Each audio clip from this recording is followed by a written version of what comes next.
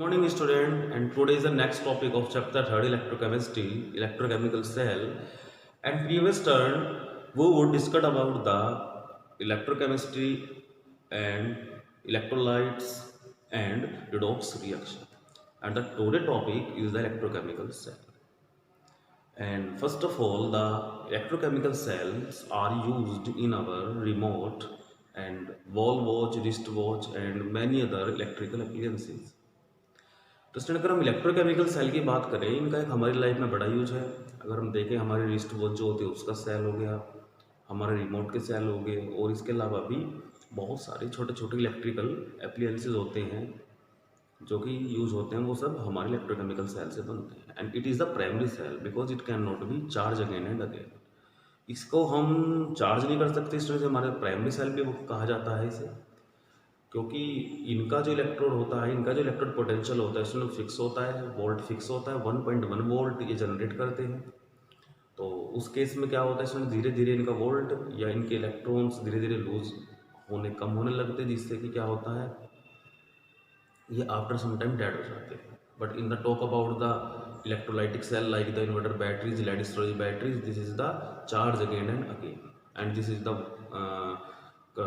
12 volt battery, वो 12 volt तक हमारा जो है पोटेंशियल बनाती है। तो स्टूडेंट्स, बात ये है कि इलेक्ट्रोकेमिकल सेल कैसे बना, क्या इसके पीछे साइंटिस्ट ने सोचा।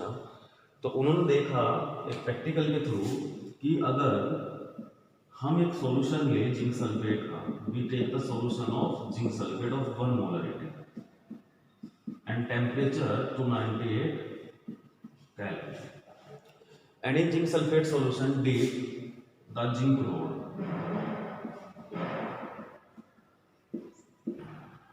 तो क्या प्रैक्टिकल करा स्टूडेंट, जिंक की रोड को जिंक सल्फेट के सॉल्यूशन में डाला और डालकर रखने के बाद देखा कि जिंक की जो रोड है उसके ऊपर एक चार्ज डेवलप हो जाता है, यानी एक्वायरिंग द सम चार्ज। और ये चार्ज क्यों होता है, because the charge is the interaction between the electrons of zinc and the interaction of the electrolyte. लेकिन जो इलेक्ट्रोलाइट के जो अपने आयंस होते हैं स्टूडेंट्स, और उधर जिंक भी अपने इलेक्ट्रॉन यूज करता है, तो उनकी इंटरेक्शन से क्या हो जाता है, ये रोड हमारी क्या हो जाती है, चार्ज हो जाती है, चार्ज हो जाती है। और ये चार्ज हो जाती है तो इन्हें हम कहते हैं electrode.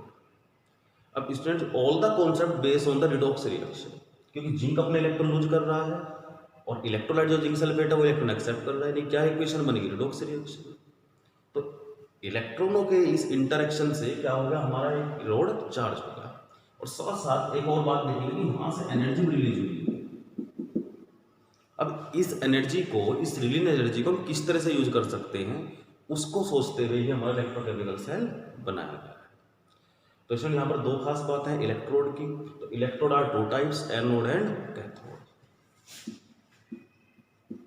Anode and cathode, and main important is anode occurs oxidation. Oxidation जो होता है स्टूडेंट, वो हमारा एनोड पर होता है। बहुत बार पूछा जाता है कि ऑक्सीडेशन कहाँ होता है किसी भी सेल में, एनोड पर होता है।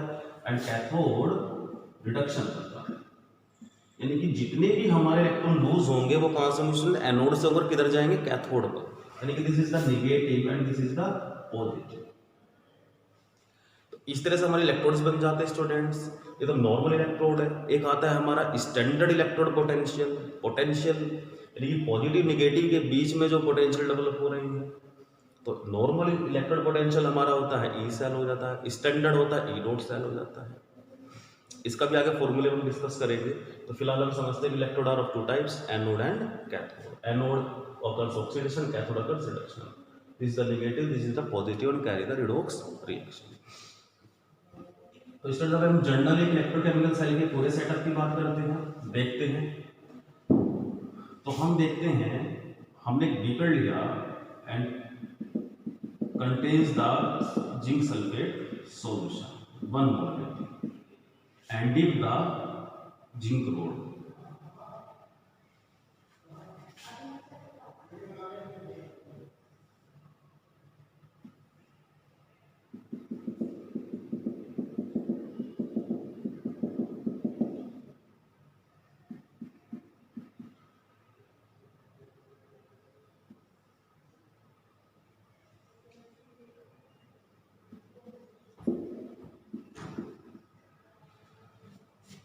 तो स्टूडेंट्स अब हमारी जो बात आती है वो ये आती है यहाँ पर कि जो हमारा जिंक सल्फेट है उसके अंदर हमने जिंक की रोड डिजोल्व कर दी, और जो कॉपर सल्फेट है उसके अंदर कॉपर की रोड। और जो नॉर्मली कॉपर की जो रोड होती है वो नॉर्मली जो हमारा जो ये कैथोड होता है नॉर्मली इसकी स्लाइटली थिन प्लेट होती है। अब होता क्या है स्टूडेंट्स, इन दोनों इलेक्ट्रोडों को हमने बैटरी से कनेक्ट कर दिया।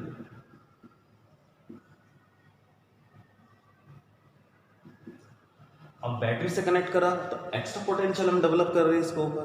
तो जैसे हम करंट पास करेंगे स्टूडेंट होगा क्या कि जितने भी जिंक के इलेक्ट्रॉन हैं वो सारे यहाँ से रिलीज होने के बाद धीरे धीरे all over to goes to the copper. और very important point, the electron goes to negative to positive. Electron moves negative to positive and the current direction is the reverse. Current direction is reverse, positive to negative.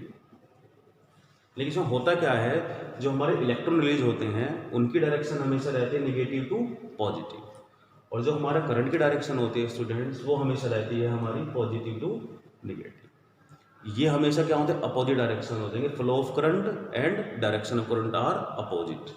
इस तरह से हमारे student एक electrochemical cell बन जाता है।